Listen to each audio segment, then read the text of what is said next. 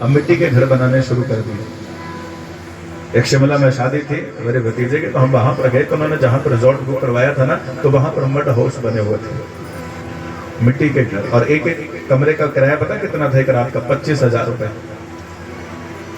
और वहां पर क्या था? मिट्टी का वो कमरा था और अंदर सारी व्यवस्था महाराज उन्होंने वैसे बनाई थी। और आज हम अपने उन घरों को तोड़ करके पक्के घर बना रहे हैं।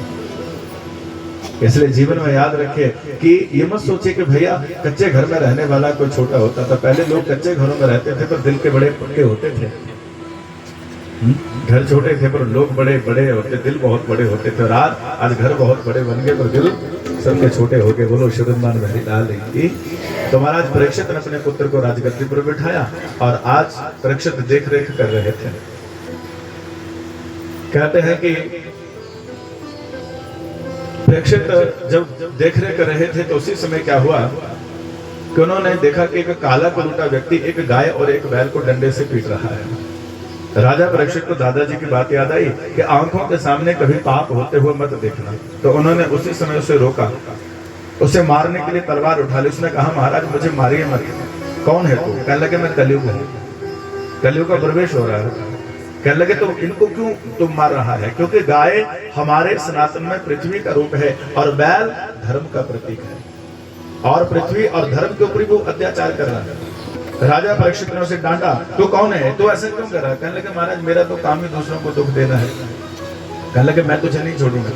उसने चरण पकड़ लिया। राजा परीक्षित ने उसे छोड़ दिया। क्यों? क्योंकि दादाजी ने दूसरी बात भी कही थी कि शरण में आए हुए को क्षमा कर देना। और महाराज राजा परीक्षित ने कहा जा मुझे तो दिखना नहीं चाहिए। कहने लगे मैं कहाँ जाऊं? आप मुझे अपनी मर्जी से कुछ स्थान दे दो। तो 4 स्थान दिए गए, धूतम पानम विस्त्र सोना यत्र धर्मस्य चतुर्विध।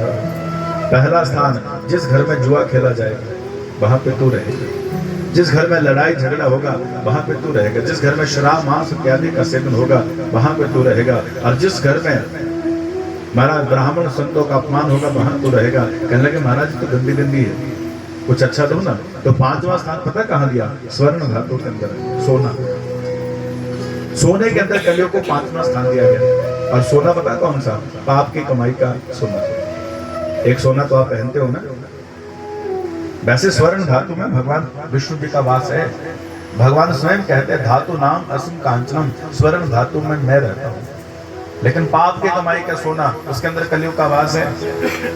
राजा परीक्षित वापस अपने घर आए और एक दिन नहा रहे थे और नहाने के बाद तैयार होने लगे तो सिपाही एक मुकुट उठा करके लाए।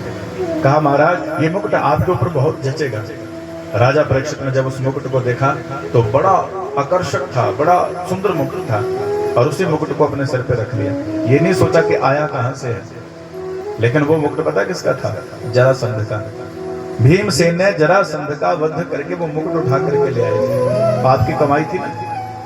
और एक बात आपको बताऊं, तीसरी पीढ़ी आते आते पाप की कमाई अपना रंग दिखाना शुरू कर देती है।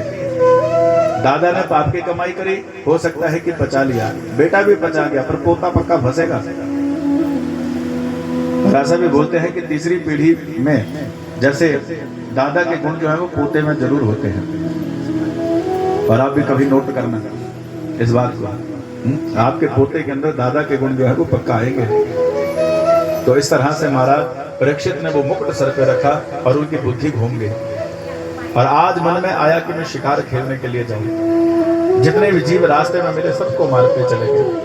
और भटकते भटकते फिर सुमिक ऋषि के आश्रम में पहुंचे। सुमिक ऋषि भजन करने बैठे थे। राजा परीक्षित ने कहा बाबा मुझे प्यास लगी है, पानी पिलाओ। नहीं सुना। फिर कहा बाबा मुझे पानी पिलाओ। नहीं सुना। और एक मरा हुआ सांप लिया और सुमिक ऋषि के गले में डाल दिया। पता क्यों? उन्होंने सोचा ये साधु ने पखंड कर रहा है, ढोंग कर रहा है। जैसे आज हम लोग साधुओं को कोई तपस्या करे तो हम कहते हैं ढोंगी है, पाखंडी है। और जब पखंड करता है ना उसको हम बोलते हैं महाराज जी बहुत पहुंचे हुए हैं। क्योंकि कलयुग है और कलयुग में पाखंडवाद को ही ज्यादा प्राथमिकता दी जा रही है भैया। पहले जितने भी संत हुए ये अपनी भक्ति के भाव से प्रसिद्ध हुए। और आजकल के जो संत महात्मा है वो कैसे प्रसिद्ध होते हैं? अपने आश्रमों से, अपने स्टेटस से। महाराज जी के 6 आश्रम हैं। महाराज जी के पास इतने लाख रुपए की गाड़ी है। महाराज जी तो महाराज हमारे ऐसे रहते हैं और ऐसे उनका वो लिविंग स्टैंडर्ड है, और महाराज हम लोग उसी से प्रभावित होकर के हम कहते हैं हम भी महाराज जी की